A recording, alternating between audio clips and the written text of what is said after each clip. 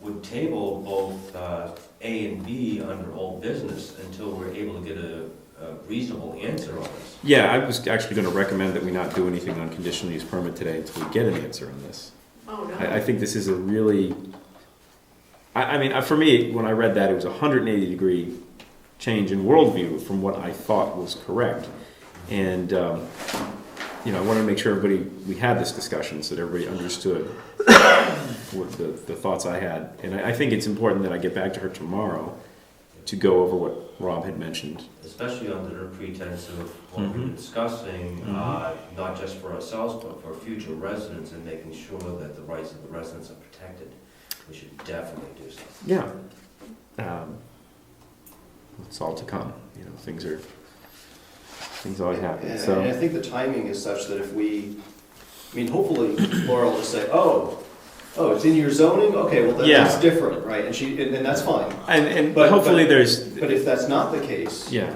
then we may want to seriously consider trying to get some change to the zoning ordinance in front of the We people. don't have time. Well, that's Well, time what I was is going to short. mention later is that it's now November We don't have time. and we need to get into the office to look at the calendar. Do you have a key to the office over there? No, Cliff. I'm very concerned about the timelines for making changes at this point. I don't think that there's any time left. So deadline.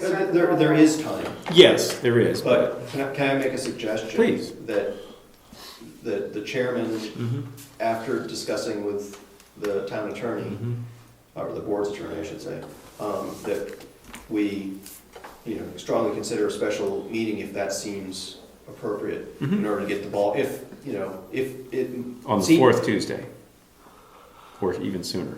I would say even sooner, Okay. right? I mean, whatever, it would be Monday, but not Tuesday. It's Tuesday, Selectmen or Tuesday. But, I mean, time is short, and if you think it's likely that we may want to try to craft a zoning change, we'll want as much time as we can, right? So, but I think that it's safe to leave it up to your discretion. Do you still have the page open as to what, I can't remember the article number that the conditional use permit. It's page 6. Page 6. Page 6 of 53. Starts on page 5, I think. Section B, number 4, permitted uses. Number And it's 3. Article 2 districts, right? Or Article 3. That should be Article It's 2. 2.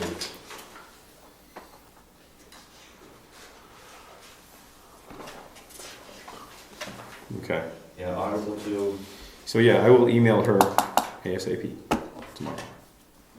Or tonight when I get home. And if you think it's necessary, we're gonna have a special meeting. Yeah. Now, Yes. I don't, as we mentioned earlier, the email thing doesn't work. So don't expect me to get an email to you anytime soon. I would have to call Well, up you and can take down arrange all our that. phone numbers and you can. Well, we send them. have the phone numbers. It's just things might be a little different. You What's our might- timeline on submittal if we have to put anything to a vote? Well, that's the thing is that it's all on that nice calendar that's in the tax collector's office. That We We can't- have into January. Yeah, I remember that the date of the Yeah, second we- zoning has we the have second public hearing. meetings and you Yeah. know it's gonna be- Don't you have a key to it? I had a key to get it to here, and that's it. No, Eddie not can in tell us that. how to do it, right? What's that?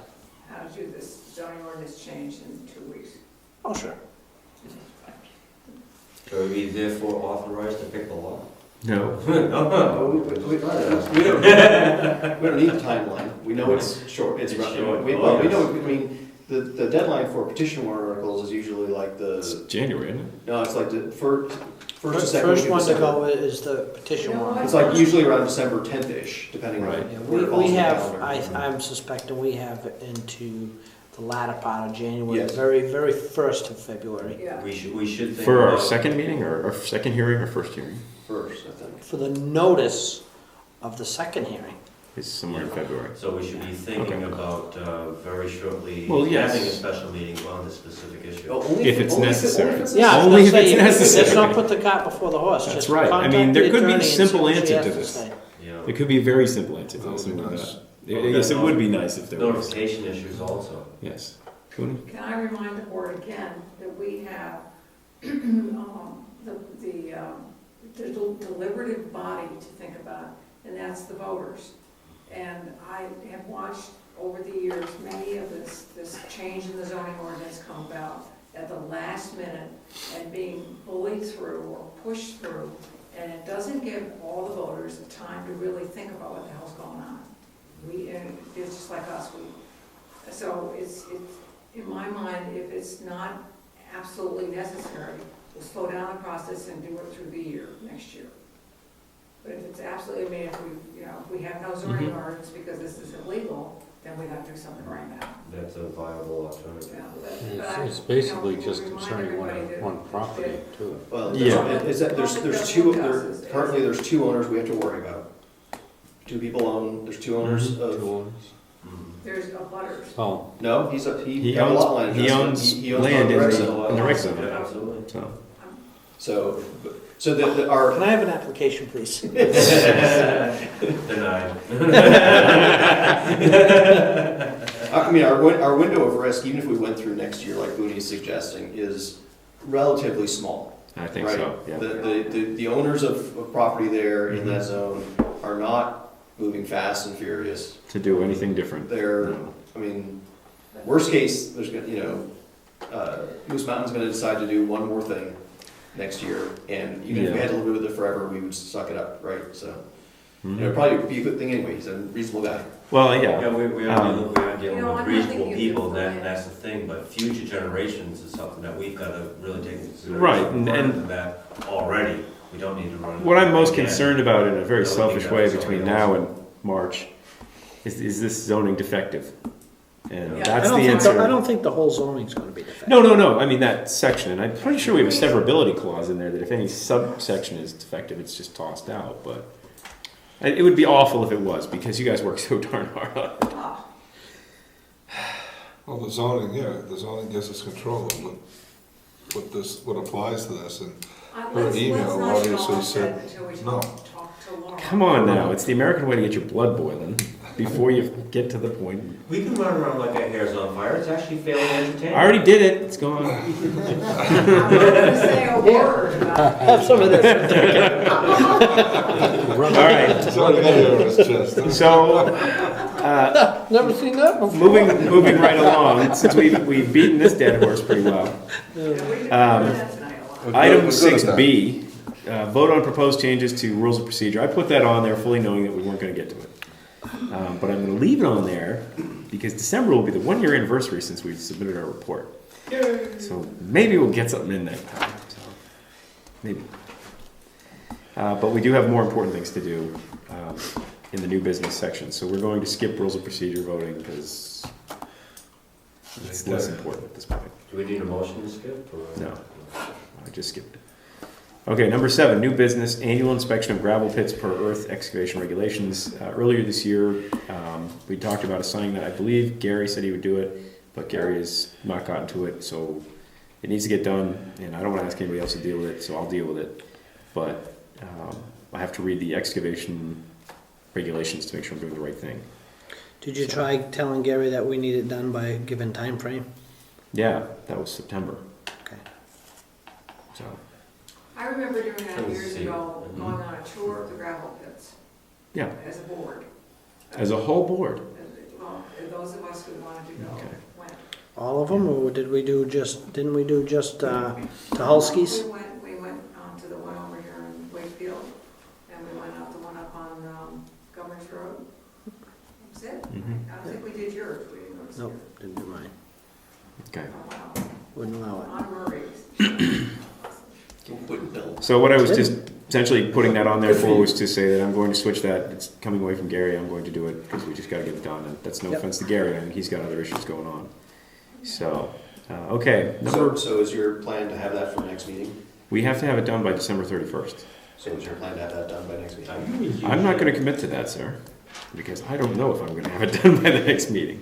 But I know I will have it done by December 31st. Does the board need to vote to accept it, or it just needs to be? No, it just needs to be filed as a report that Yes. it's been reviewed. Because I don't remember in the past 3.5 years voting on one. Is this gonna require another gravel pit tour? You know, I don't know. We need a bus for that?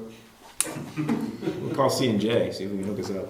We could do a Is there a little- budget for that? We're part of the SRPC, maybe they can give us something. you know. I have to write a grant. I have to write a grant. Okay. Oh, sign up for the Coast Bust.